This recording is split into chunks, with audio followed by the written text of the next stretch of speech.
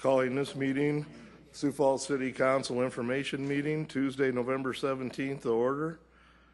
The first item on our agenda today will be a staff report from Jim David, our Legislative Operations Manager.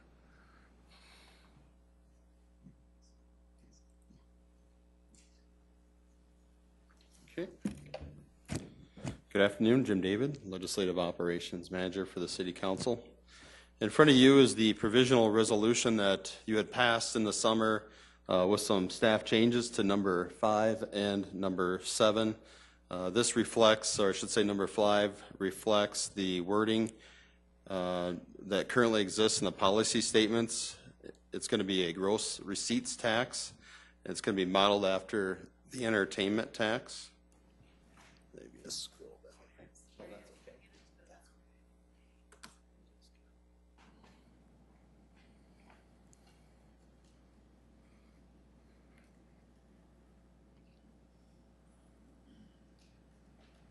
Oh, that's okay. No, that's okay.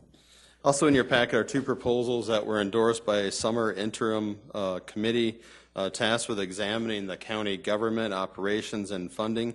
Both proposals would significantly impact both cities and towns across South Dakota. If we go to House Bill 52, which is the very next one. It's okay. It's okay. It's okay.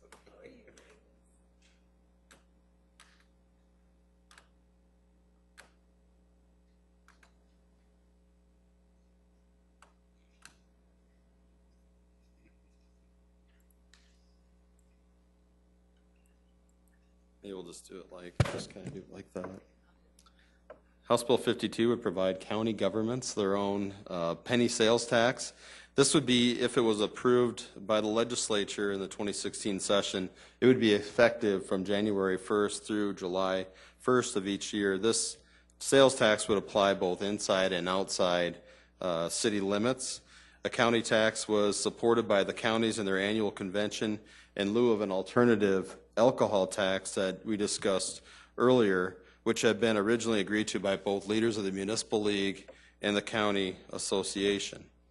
And then if we can scroll down to number 76, this is a proposal that requires municipalities to reimburse counties based on their population for costs associated with law enforcement, judicial system, public defenders, court-appointed attorneys, juvenile detention, and other law enforcement expenses. Since city taxpayers are also county taxpayers, these folks would be hit twice when it comes to law enforcement expenses. Preliminary numbers provided by the South Dakota Municipal League show that cities and towns in Minnehaha County pay 82% of the county's property taxes, and Lincoln County municipalities pay 69% of the property taxes in Lincoln County.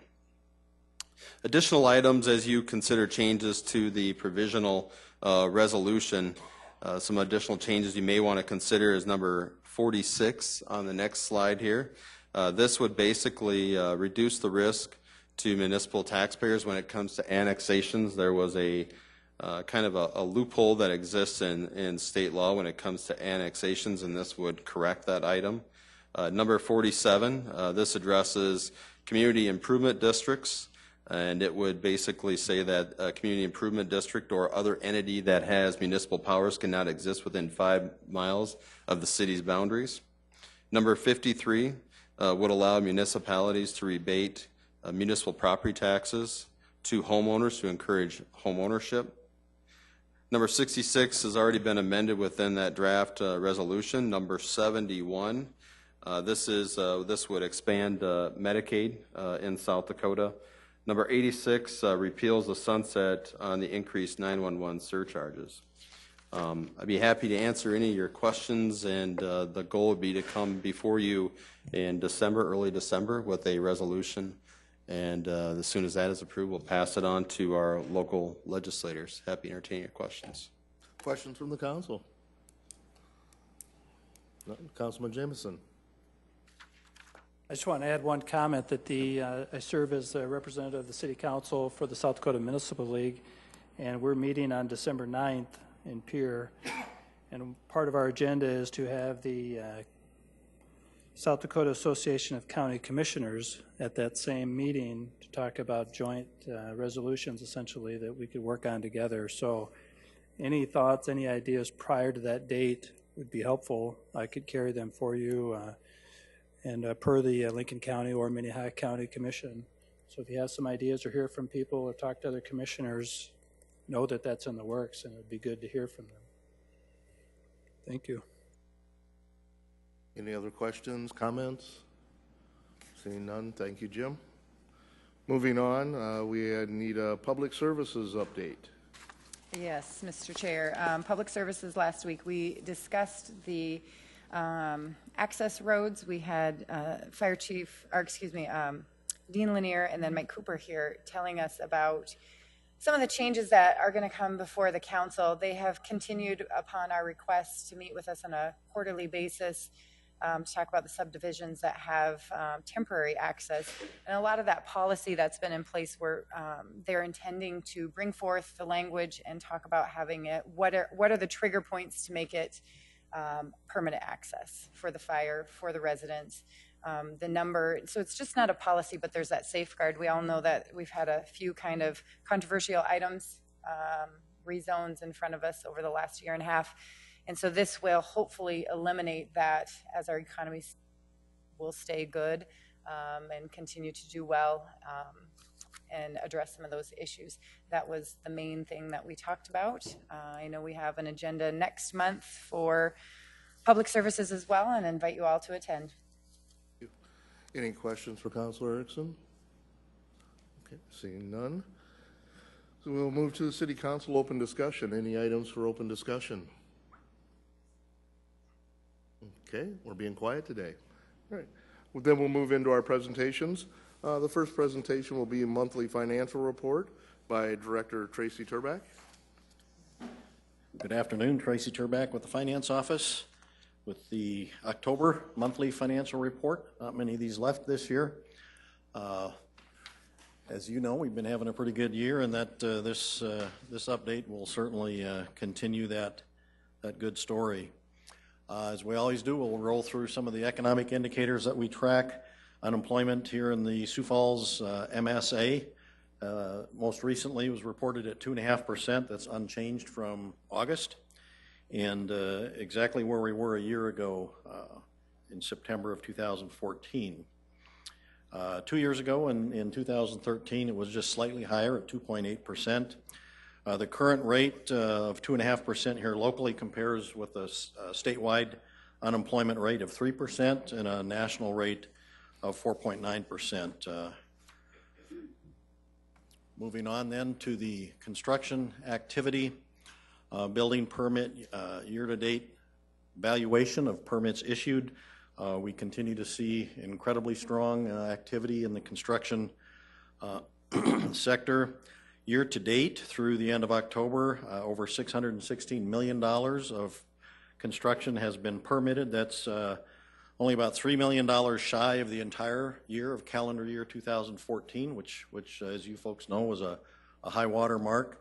Of course, since the end of October, we've now exceeded the 2014 total. We're seeing very good strength in the non-residential construction, but residential housing is also doing well. Single-family units are ahead of last year through October by about 8%. Townhome units are ahead of last year by 16%. Multifamily units, the number of units are about even, just slightly behind last year by less than 1%. So we're seeing a good strength in both the residential housing in terms of the number of units, and then the dollar value of the non-residential property is showing very good strength. For the month of October, there was over $70 million of construction permitted, so October was a very, very strong month. Looking at our sales tax revenues, a 12-month rolling growth rate at the end of October was at 6.1%. That's down 0.6 from what I reported to you last month through September. And as we've communicated before, we're hoping to see that end the year at above 6%, so we can be very, very close to the number that we budgeted for 2015 budget.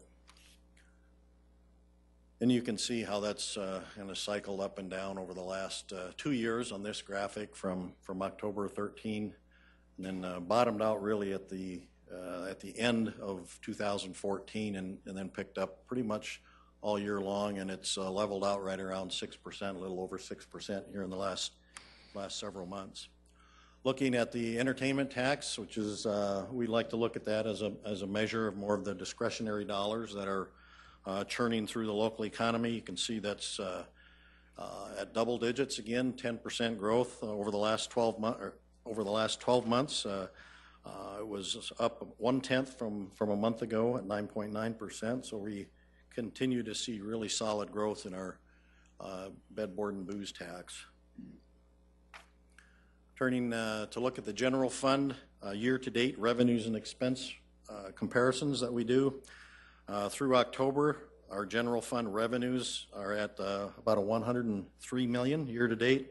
That represents 71% of what we budgeted for 2015, compared to last year at this time we're at 72%, so we're very much in line with what we're expecting.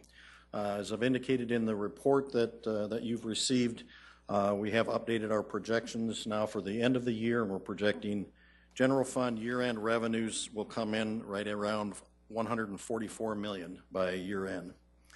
Expenditures year-to-date, we're at $118 million, which represents 78% of our budget expended through October. We're projecting expenditures to end the year at $147 million by year-end. Of course, there are, even though we've only got about a month and a half left in the year, there are some risks to our budget, weather being probably the largest one. Not knowing what the next 6 weeks or so will bring in terms of the weather can, if it turns against us, can certainly have a negative impact. But as we all know, we've been enjoying a pretty good fall, and we haven't had to spend a lot on snow removal yet, so that's certainly good news.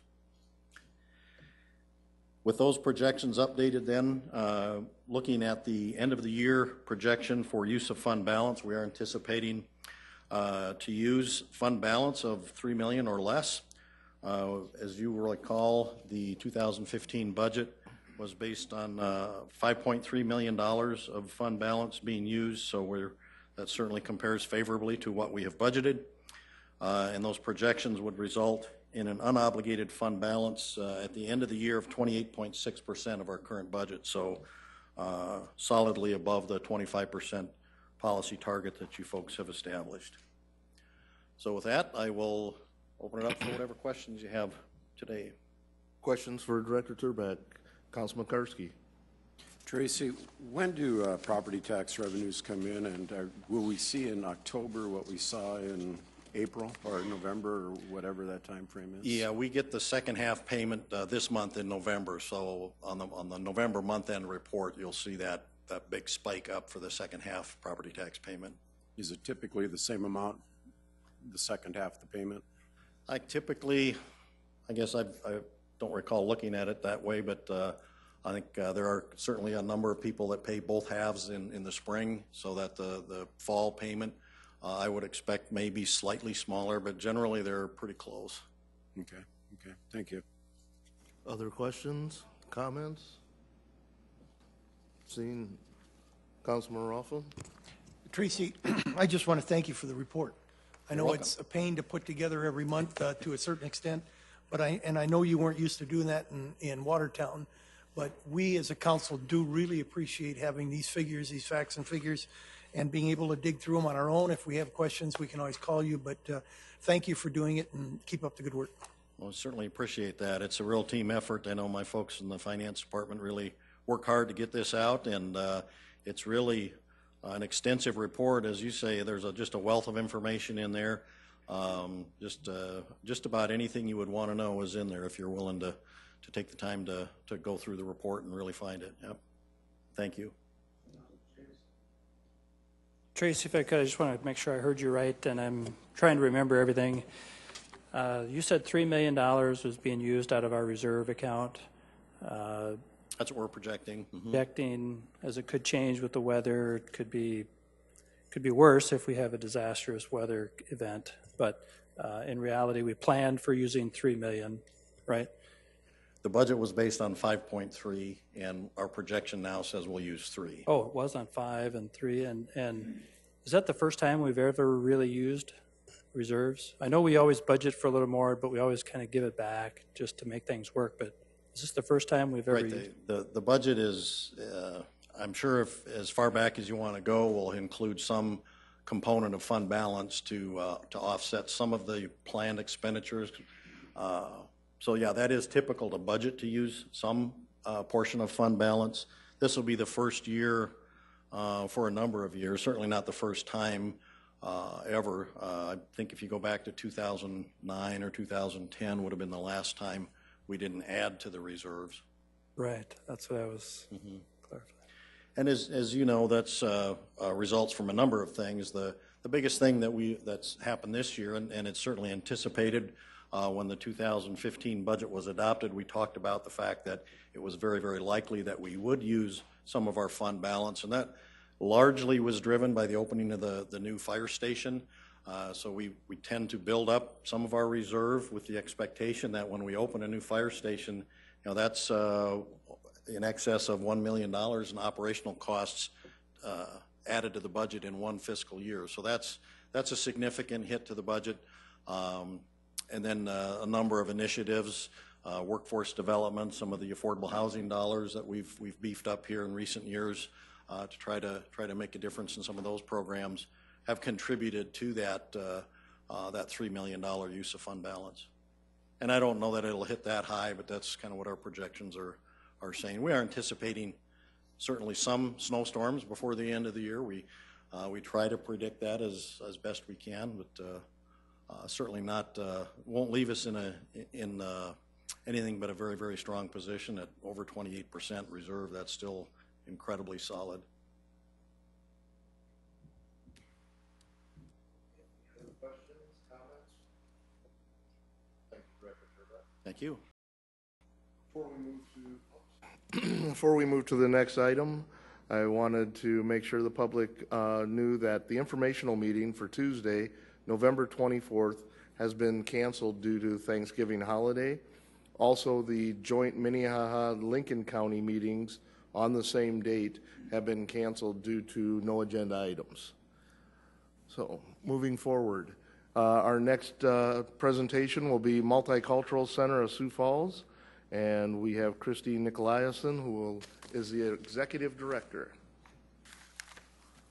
Good afternoon. Thank you for this opportunity. I'd just like to share some highlights of the last month, what we're doing down there. On October 12th, we had our largest Wachipi that we've hosted in the last 5 years. The Catholic Diocese and Deacon Chet Cordell and his wife covered the cost of the meal, and we covered the cost of the drum groups and the announcer. An employee and I presented at a conference for Voc Rehab in regards to employing diversity and EEOC regulations.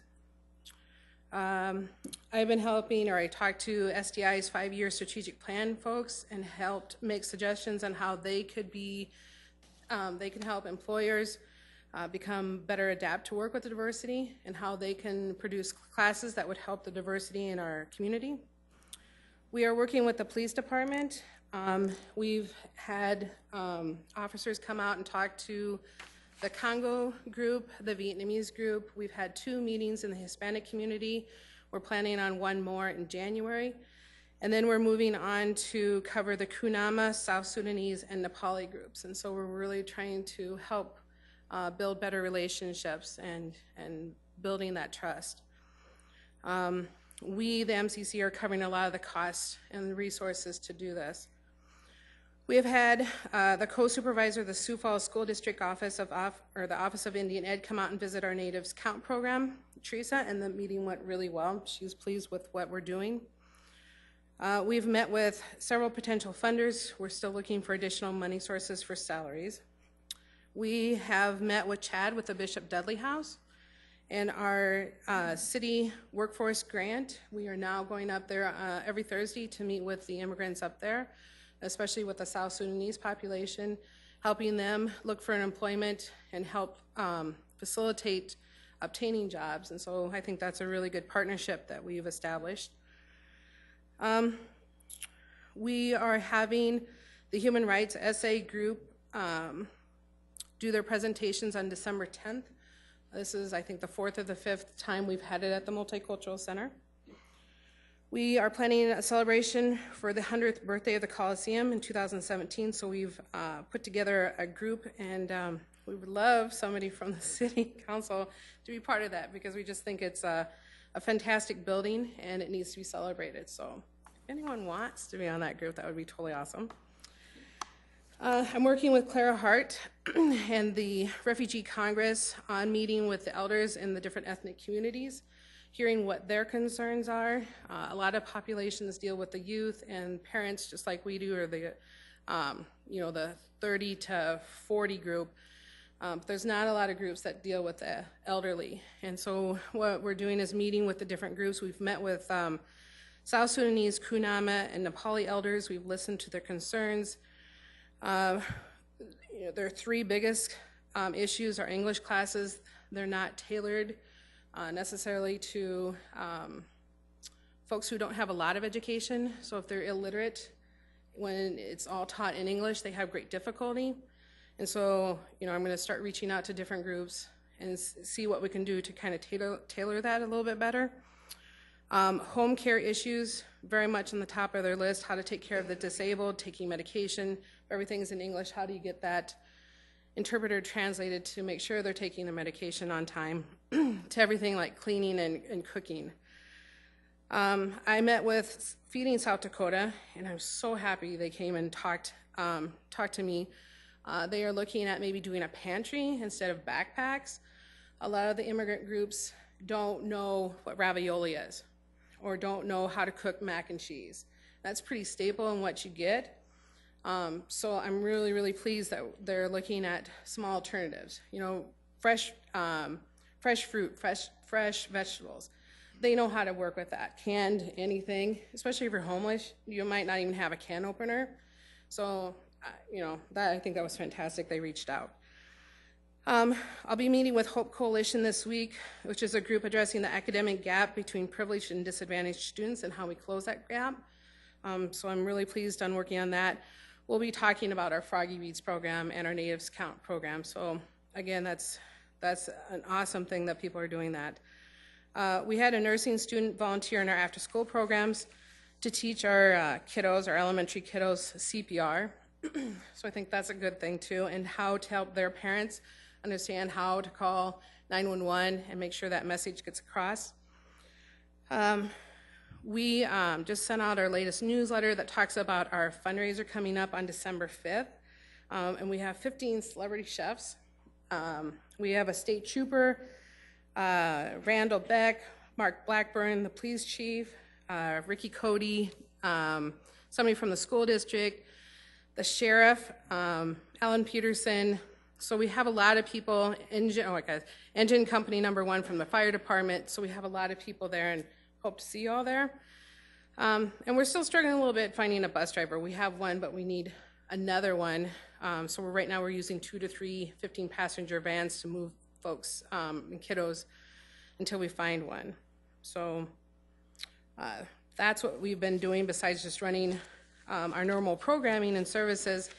We have done pretty comprehensive marketing strategic plans, so you'll see this is our new logo, all of our programming and services. So besides everything I just talked about, then we have all of our programming going. And after school is going fantastic, immigration is going fantastic, interpreting services. Although I'm extremely picky on who we have to interpret because we train them and make sure they're professional, they follow code of conduct, confidentiality. That program is growing fantastic too. So, questions? Okay, thank you for the presentation. Questions from the council? Councilman Jameson. As far as some of your training goes, if you need any help with teaching individuals how to make mac and cheese, I'm an expert at making mac and cheese. All right, I'll put you down. I've made a ton of those boxes, and I'd sure help where I could.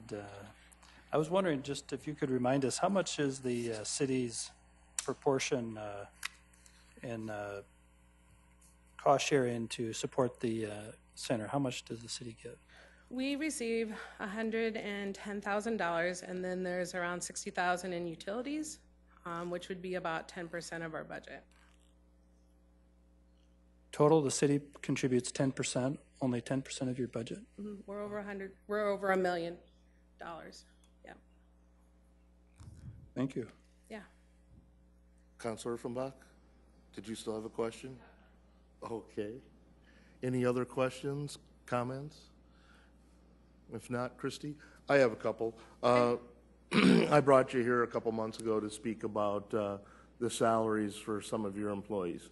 Could you speak to about that again here so that the council understands what we're asking for? What my struggle is? We're asking for at that time? I have 91 employees, and it is very difficult to meet salary requirements when you can go to, Costco's $15, $16, and my tutors are paid $9. It's very difficult. Our teachers are paid $14.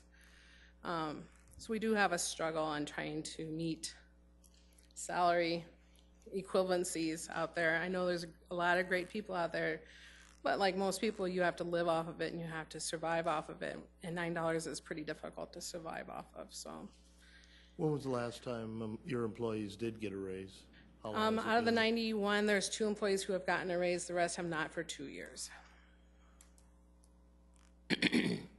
And these employees basically help administer all these programs that you're showing us here on this, and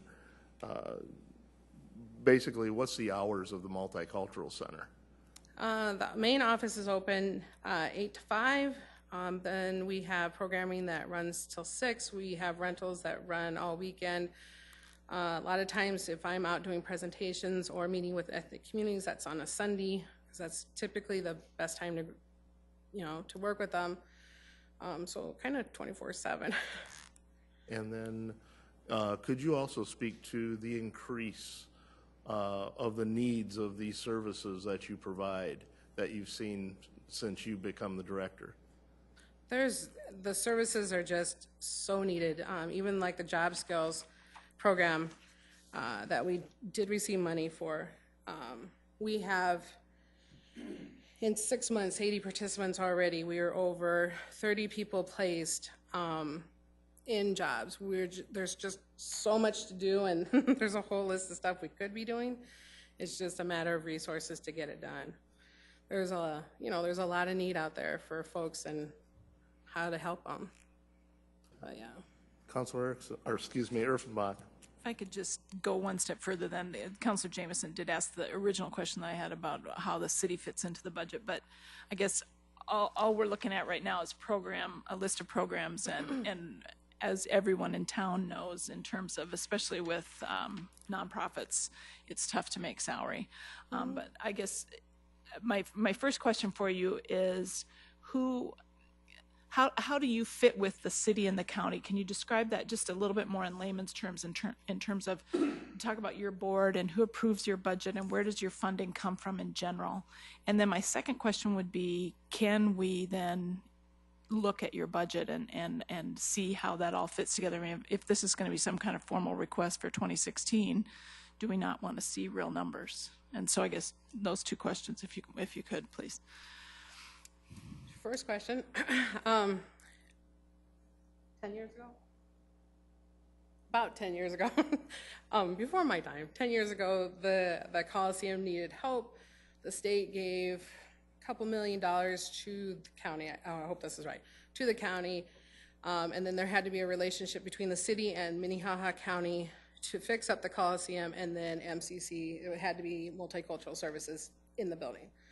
And so the Minnehaha County is totally awesome. They let us use the building. The city is awesome in giving us funding. And so it's put together. I have 2 wonderful board members here, Jim Schmidt and Dave Hunnemer. Dave's the board chair. In regards to the budget, I don't see why, as long as the board says that's totally fine. You can definitely look at our numbers. They review it and approve it every single month. Did I answer your question?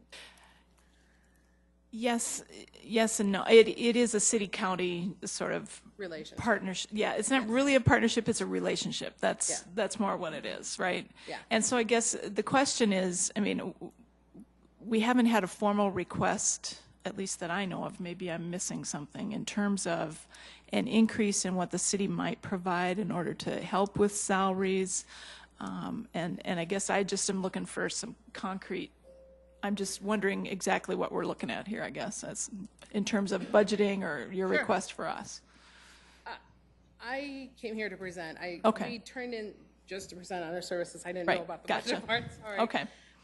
We did turn in one to Colleen earlier in the year to request some additional funding for a development director and some increases in salary. Then a month ago, You know what, I did Chrissy, send could you step up closer to the microphone? Sorry. yeah, so a month ago I did There you go. did turn in a formal request for, when the Kenny and the mayor, when we met together with board and some other commissioners, that was a request, and so there was a formal one submitted. Okay. And that was done a couple months ago. Christine, if you could resend that to us. Absolutely. So that we can take a look at that. Councilman Jameson. Don't mean to interrupt you, but thank Nope. you.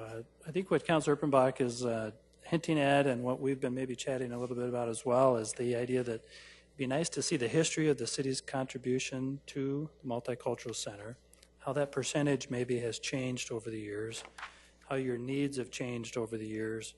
It's probably not our best interest to get involved in individual line item expenses, salaries, or whatever it might be for the center, but it is certainly our business to be a contributing member. Sure. And if you can present us with an argument that says our needs have increased, our funding has stayed static, we need some more help for these reasons, I think that'd be a better argument to us looking for more funds, if you're looking for more funds. Absolutely. And we would need then to see probably a decent layout of your budget and who's contributing how much and how that's been doing over the years. So Absolutely. if I've misrepresented anybody's feelings, let me know. Thank you. Councilor Rolfing? Thank you. Couple of questions I've written down here. Of the 91, how many full-time employees? 5. 5. Okay. Are you working, so I remember, you've gotten some money from the workforce development that we. 70,000. Yep. How is that going? And what Fantastic. specifically are you doing with that? Fantastic. We have our goal for, sorry, I'm a wanderer. Our goal was to place 80, or to have 80 participants within the year and 55 placed in employment for 3 months within the year. We have 80 plus in our program right now, and we're only 6 months in. And then we've placed over 30 in work, and so far, 28 have maintained their same jobs, 2 have come back, and we've got them new jobs. So right now, we're working on placing the rest. So that grant's going really, really well. That's why we're also up there with Bishop Dudley trying to help them. We've reached out to a couple places to help them too. Now, are you cooperating with a number of specific employers, or are you just looking at jobs throughout the whole community that your people can go into?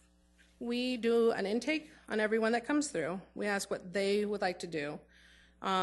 We've had teachers, we've had counselors, we've had therapists come through, to those who have very little formal education. So we ask what they want, and then we start placing them where we want. So we work through the whole entire community. Now, we do have specific employers that we work with, but that doesn't mean they get everyone that we have. No. But yeah, you we do try to have- work with everyone. You do have just one employer like that? No, I think there's about 5 of them that we work with. Okay, good. Those are my questions. Thank you. You're welcome. Any other questions? Can I go back to, Yes, please. Go ahead and is continue. 5 years okay? I can go back 5 years and we're solid in our financial information. To go back all the way, I'm not No, I I think can't pull that all helps. that. Yeah, 5 is good. Is that all right? Because I just want to make sure I do a good job. And if I can continue, one of the reasons I brought this up is this came up during an intergovernmental meeting, and the mayor and I are the city representatives on the intergovernmental. So it was something that even after discussion with the mayor, he is aware of this issue and was supportive of me bringing this to the rest of the council. So just as an informational, just wanted to make you aware of this as probably going to be one of those requests that I hope we'll see in the future when we do budgeting. Thank you. Any other questions, comments? Okay, thank you very much. Thank you. All right, our last presentation will be a group here that, as we did our workforce development, a lot of programs came out of this outside of city funding. And this is one of those programs that I wanted to bring to your attention. Some young men here put their own program together.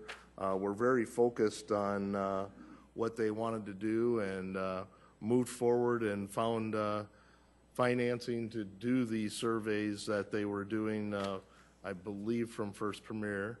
And I just thought this would be another good little informational to show you some of the things that are growing out of our workforce development efforts. Conscious Use Solutions, and we will be having Moses Tutt as our first presenter, I believe.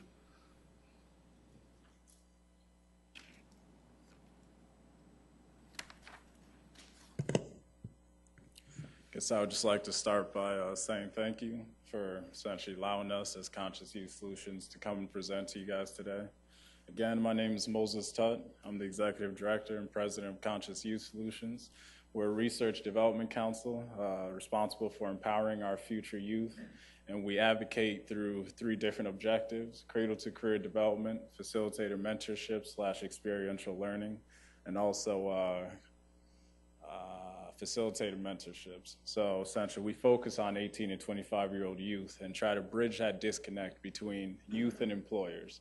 Specifically, we focused on millennials, so trying to bridge and give them more opportunities, more workforce opportunities. Employers these days are saying that youth nowadays, once they get to the employment, they don't have those soft skills, resume building, interview prep, having boardroom adequacy, professionalism, all those soft skills that essentially youth need to harness. These employers are saying that they're lacking. So we as a organization, we did a 3-month feasibility study here in Sioux Falls community, and it lasted from about June to August. We surveyed over 239 different individuals, 129 of them being college students, 82 professionals, 22 high schoolers and younger, and about 5 investors. 3 different categories, one being 16 to 25-year-olds, another one being professionals in the community, and as well investors, to then see what is the feasibility of this program which we wrote up, and then seeing the likelihood of the community to either buy in and or just see what the validity of the program is.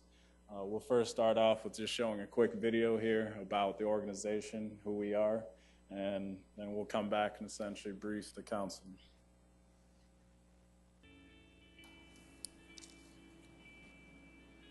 CYS is a program in which I like to think of it as unorthodox.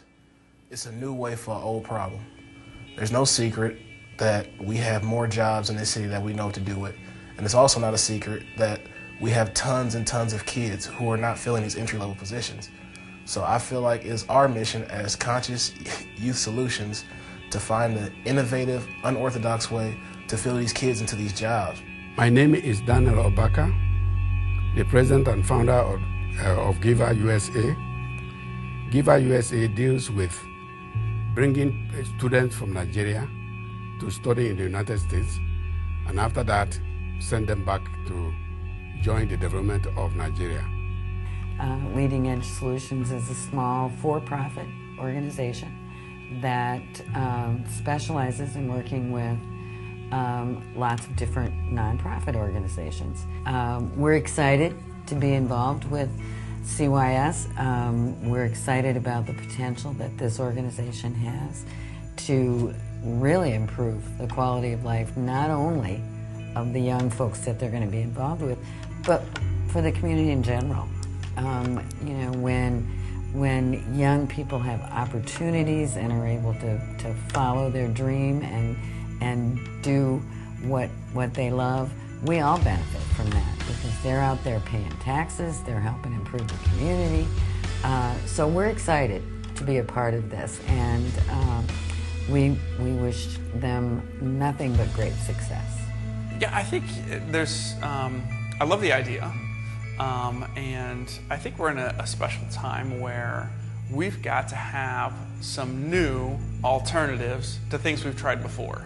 You know, you and I have grown up in former practices in the way that what people have tried before, and a lot of those have either fizzled out or just don't have the kind of impact that we're needing to see. So I think options like this is a bit of a crazy idea. You know, and that's a bit of a crazy idea, but it's one of those that's crazy enough it just might work well because it's not asking someone to alter 2 years of their life or 10 years of their life, 100 hours a week, but get engaged in a way that has a bit of social entrepreneur part of it. So I love the idea. I think it's fantastic.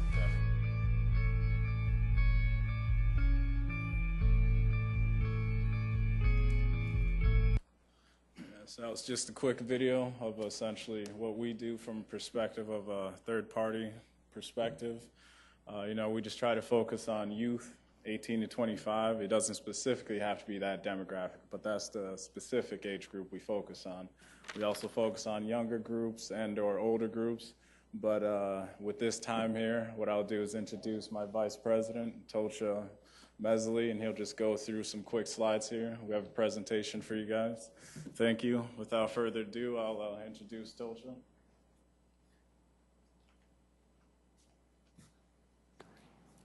right, good afternoon, everybody. Thank you again for this opportunity. As a new organization, still growing, still learning, it's a very humbling experience, and it's very beneficial to us to have an opportunity to come speak to you. So thank you very much for that. We're going to start off with our mission statement, and that is to develop and connect youth by utilizing innovative solutions to the challenges confronting young people in the Sioux Empire area. Moses kind of talked about some of the three major areas, but what we're trying to do is we're trying to take a multifaceted approach that combines some of the traditional things that we know work, like mentorship, post-educational job training, and mixing both the academic side and more of the practical real-world side together in a sort of like a 2-month curriculum phase. And we think that's a much better solution than just simply sending out resumes and asking for people to apply to jobs, and because they don't have the skills, you don't hire them, and you yourself as an employer lose out on a lot of revenue. So we're just trying to test some new ideas on how to fix that.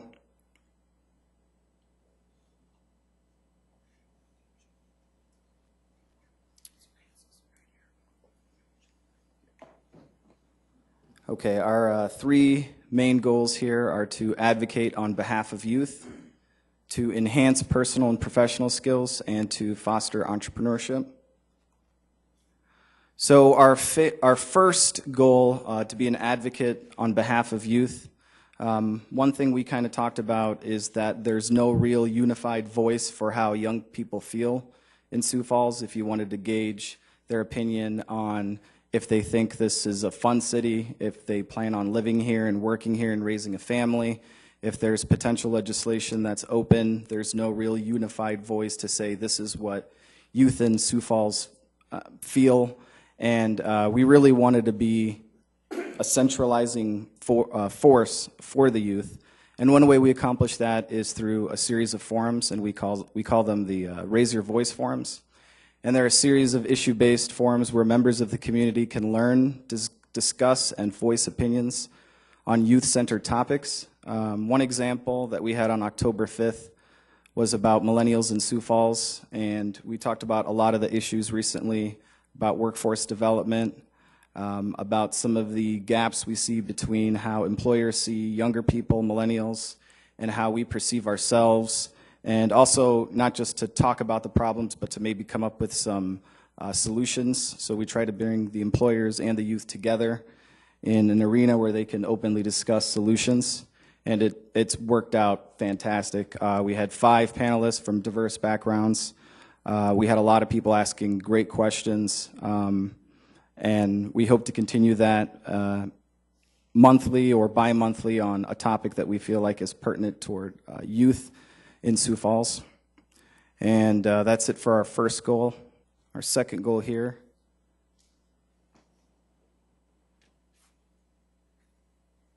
Hello, my name is Malik Glass. I'm the treasurer of CYS. I guess I'll just pick up where Tocha left off.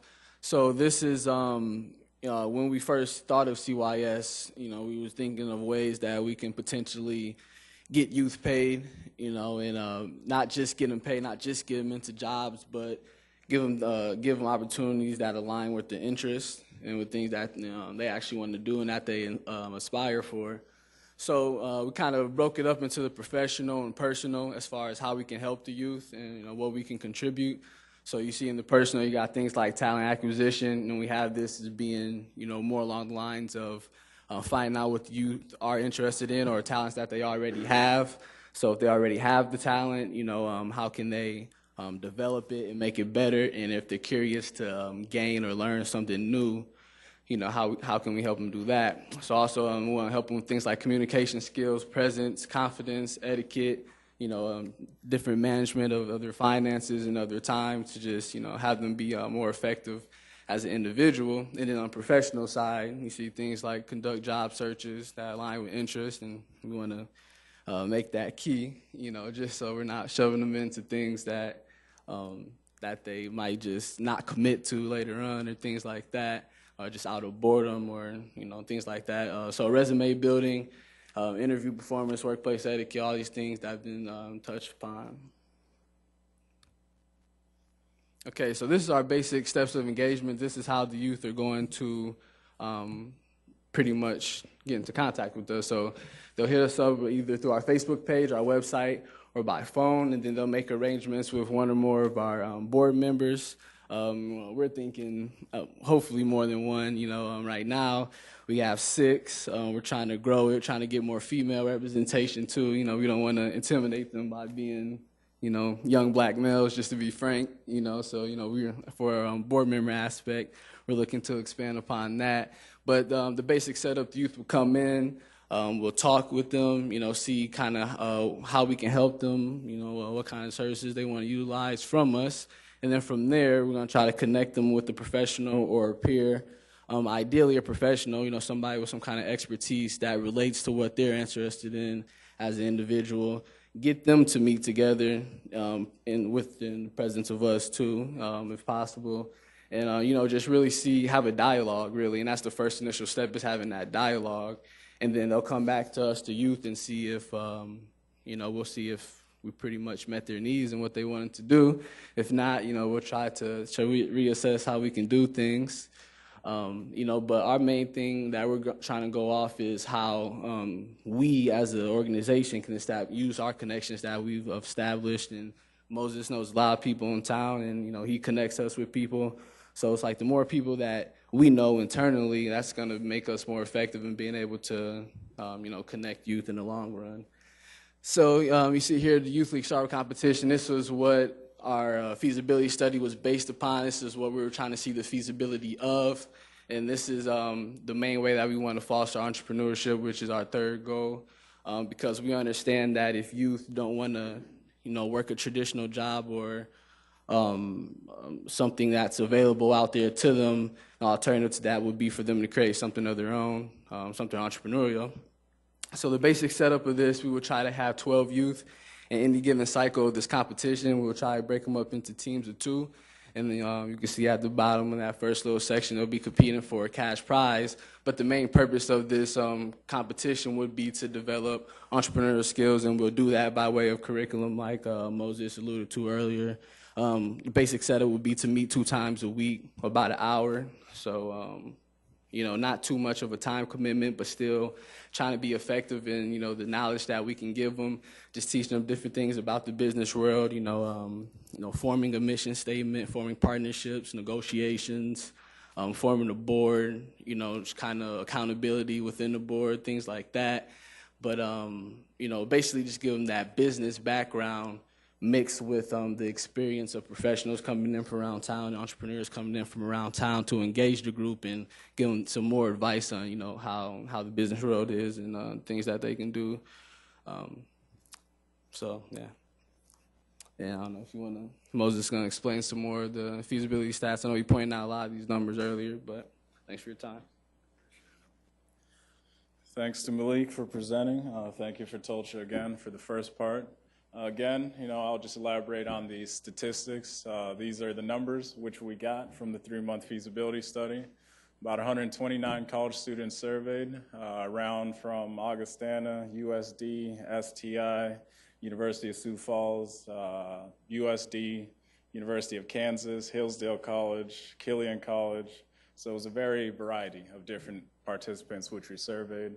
82 professionals, ranging from Sanford, Avera, the school district, police departments, translators, graphic art designers, basically a plethora of individuals in the community. We took it upon ourselves to go out and try to at least survey as many different prospective employers as we can. So then as well, going back to that curriculum, these youth then have a database and or have a plethora of options which they can go to, ranging from the legal field to finances to social services, government entities.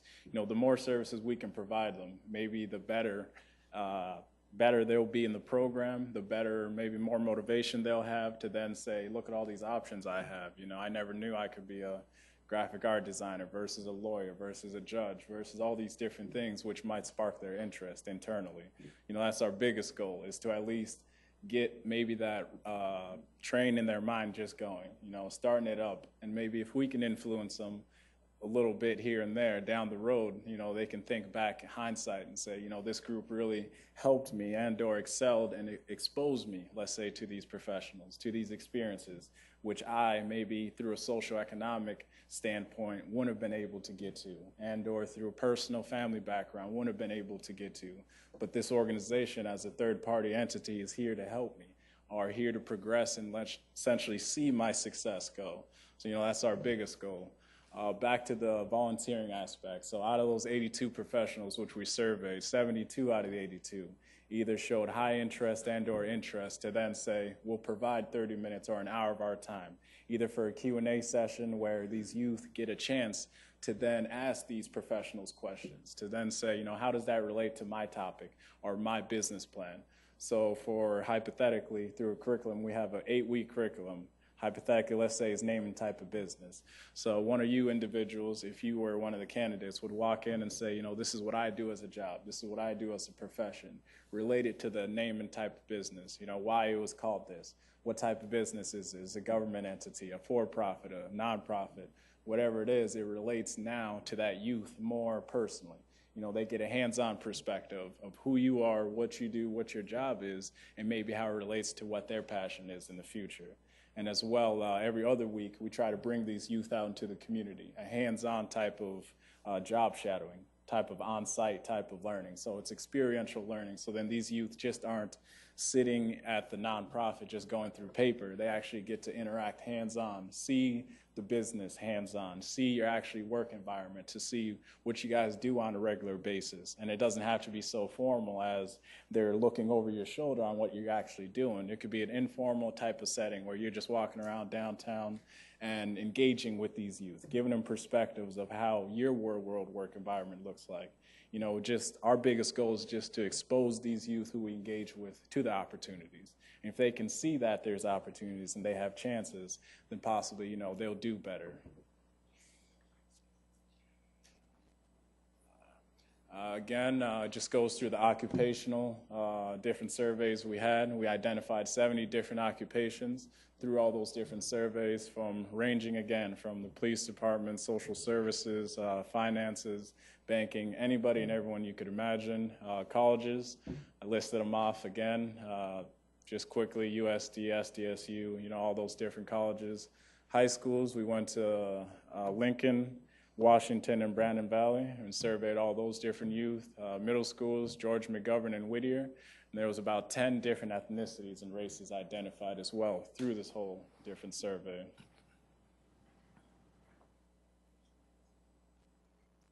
One of the questions we asked for the program, which we were trying to essentially do this feasibility study on, is what price should we charge youth? You know, it gives them 4 different options, and of course the most answered one was 0. You know, who doesn't like a free program? But I think, you know, for the first part here, we will stick to the 0 aspect just to see, you know, the probability of it, how it rolls out on the first initial run. Age of youth participating, we also asked that to see, you know, what demographic should we engage, and or what demographic does the community think we should engage in terms of their age. 16 to 25 was the most picked one, but just through parental signatures and legalities, I think for this first run, we'll stick to the 18 to 25 age group here. I think it'll make it a little easier, but if we find that there is sustainability and there's actually a great success, let's say, with this program, then we can go back and look into maybe making a different age demographic or league for youth younger than that 18 age group. And then this last picture is just an example. So it's almost like a success story of what CYS does as services. Along with our Youth League Starter Program, which is what we did the whole feasibility study on, we also provide support services, you know, for personal, professional, and or career development.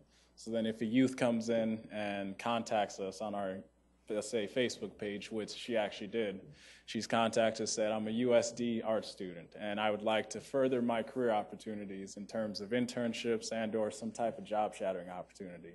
You know, what can CYS do for us?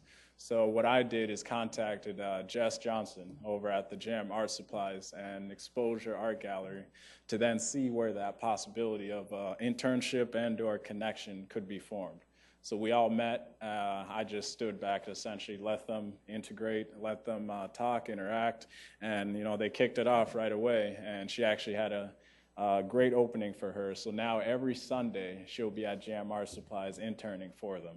So we're currently working on a video cameo type of project. So there will be a video testimonial. So then the next time we go into different presentations like this, you guys can hear hands-on from her perspective how CYS has helped as an intern, and as well from the employees' perspective of how CYS has helped the organization, let's say, grow. But I think really that's it. That's our presentation. And yeah, that should be the presentation. But again, thank you for allowing us to present, and appreciate your time. Thank you, Moses. Any questions from the council? Councilor Urfenbach? Thank you. Thank you, guys. Great presentation. I appreciate it. Talk about your business model and how are you funding this, and what are your expectations for kind of the next several months of your operation? I'd say our business model for right now, because I mean this organization, we just started it here in June, and at the end of August when we actually solidified the whole idea for it. But currently we're just taking in grants, donations, and just going around to different organizations as we are now, just presenting to them to see where possible partnerships could be formed. We're working on a different funding model, which would be a separate program from the one we're running now, so then it could possibly fund this program which we're running. It will be more focused on immigrant professionals who then have degrees or credentials to practice, but essentially can't practice because the U.S. education system just doesn't recognize it. So that's one component of a program which we're trying to run now. To then, it would give us the validity, because we partnered with an organization called ECE, which is the Education Credential Evaluators. So then we are a third-party contact to then upload those individuals, either transcripts, their credentials, or their past professional, let's say, transcript, and then ECE would evaluate it and evaluate that to a level of proficiency where then now the U.S. standard of that education could transfer over. So that could be a possible funding mechanism, but we're currently still in the, I guess, planning phases of that to then see where if funding could come through that specific program, then we could also funnel money through this program. But for that specific one, we're not charging youth, so really there's no funding mechanism or revenue building stream to it. So currently we're just trying to see where the public could then see the validity of it, maybe let it run for one cycle, and by that time, you know, hopefully we'll have a funding mechanism for it. Thank you. Councilman Rolfing. This is really interesting. I really enjoy your presentation. It's fantastic. On page, I don't know which page it says, the steps of engagement to our service. It says youth contact CYS via Facebook, website, or phone, or make arrangements to meet with one or more of the board members with intention of getting connected. I would encourage you to be more proactive, to get out to churches, get out to schools, get out to all those places and find these people who you can help. And as you get larger, I'm sure that's probably one of the things you want to do. It's nice to always have them coming to you, but most of the time that's not going to happen. You're going to find that you maybe need to go find some of these people, and those are the people you can really help. All right. You know, that kind of thing. And then you stated also that you're, one of the things that you try to do with the people that you're helping is get them to set goals. Right. And I think that's really important also. So what I'd like to ask you is what your personal one-year goal is, if you wouldn't mind, and you guys too, and come back up here and let's just see what your goals are. I would say one of my personal goals is just try to help the youth here in Sioux Falls, really. You know, that I come from a background that essentially wouldn't be so financially great, let's say.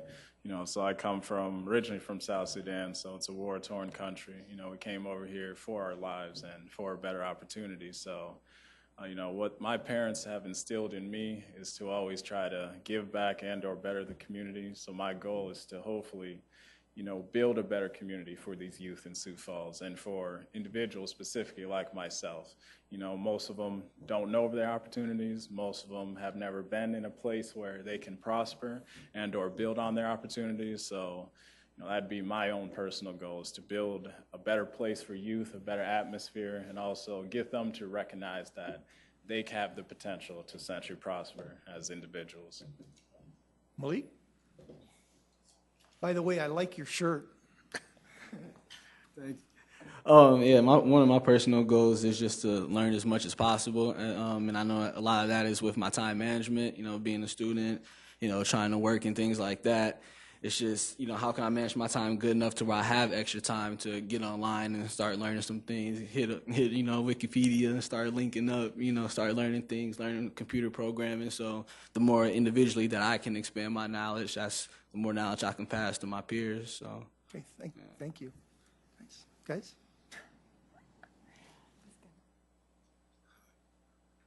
My name is Karibo Adams, and I'm the Director of Operations for CYS. And it sounds a little unorthodox, but my goal in my lifetime is to either change the world or be changed by the world. And I don't really see option B as alternative to my life. So I definitely want to change the world. And I feel like we all come from unique circumstances in which our upbringing is what rooted us in this cause. Me personally being from Northeast Omaha, which ranks, if anyone's familiar with Omaha, statistically the worst place in the world to be African-American male from the ages 16 to 26. So knowing these things, we have all agreed to sidestep our youth, to build something. It's hard when you're building a legacy. The role of a man is to walk into your father's shoes or to surpass your father. But for most of us and most young people alike across the country, there are no shoes for us to walk in. So now we're sidestepping our youth and trying to build something in which other people can walk in. Our whole organization revolves around my 4-year-old son. Like, here's my son, here's CYS, and everything else we do. And when I look at him every day, my biggest goal is to have something that my son could happily own. My father did this. This is my father's legacy. And I want to not only be that, but surpass that. And I think that's my personal goal, to build something that will be sustainable for futures to come.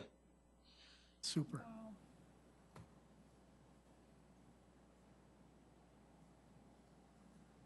It's two main goals that come to mind. One for CYS in a year from now. I'd really love it to see where we reach the vision that we all have and we've all created together, where a young person who is struggling to find a job or is being told they don't have the skill to do this or that can contact our organization, and through our network we can really get them the help that they need and really link them to be passionate, to find out what their passions are and to really link them up with an employer that matches that. And then I guess professionally, there's a leadership program that I'm in right now that we're about to graduate here in February, and I'd like to be a part of the second part to that program, which is where you actually get to introduce your own product and you get to market it.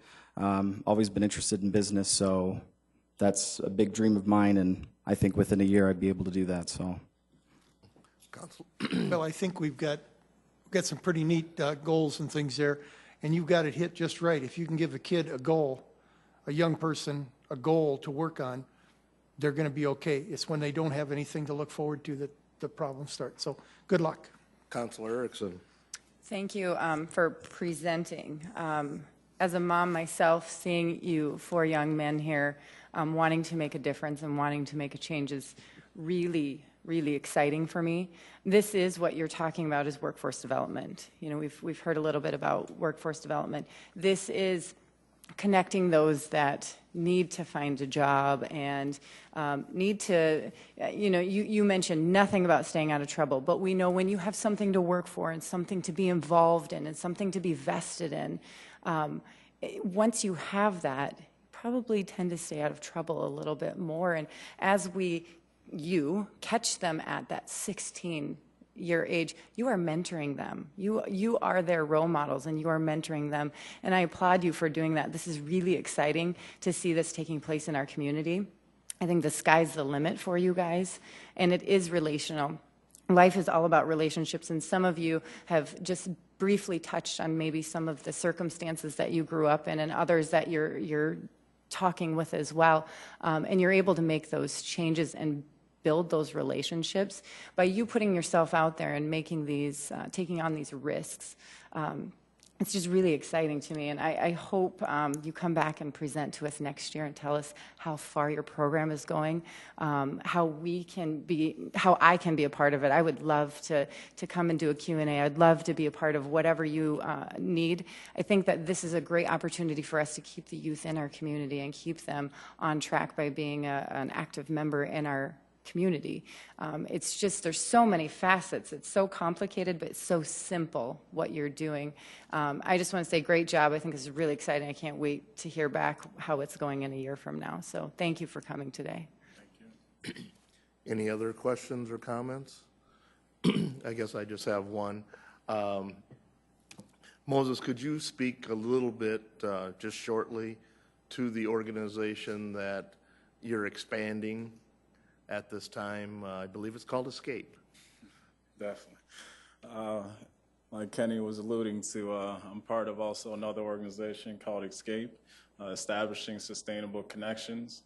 And we specifically focus on African Americans, but we also focus on the broader community.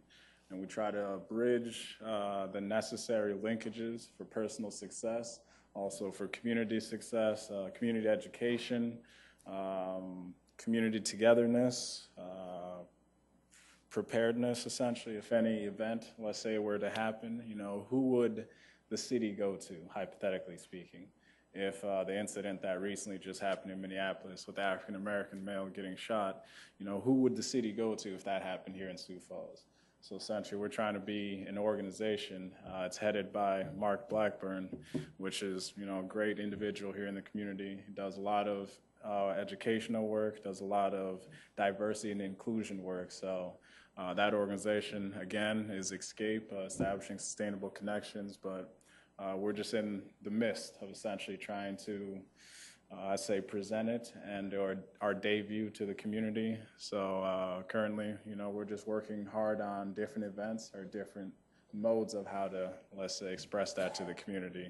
But again, we focus on trying to just educate the community and also bring familiar faces to the table who then the community and or the organizations then can trust and go to for different cultural issues, racism issues, or just anything of that sort that would happen along those lines. Thank you.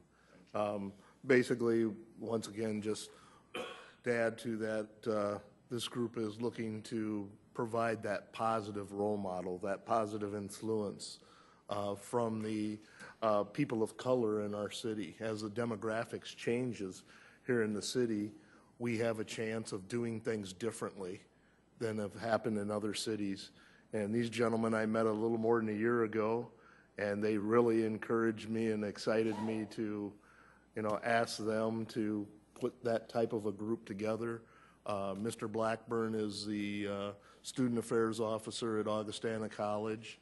You see the demographics changing in our schools.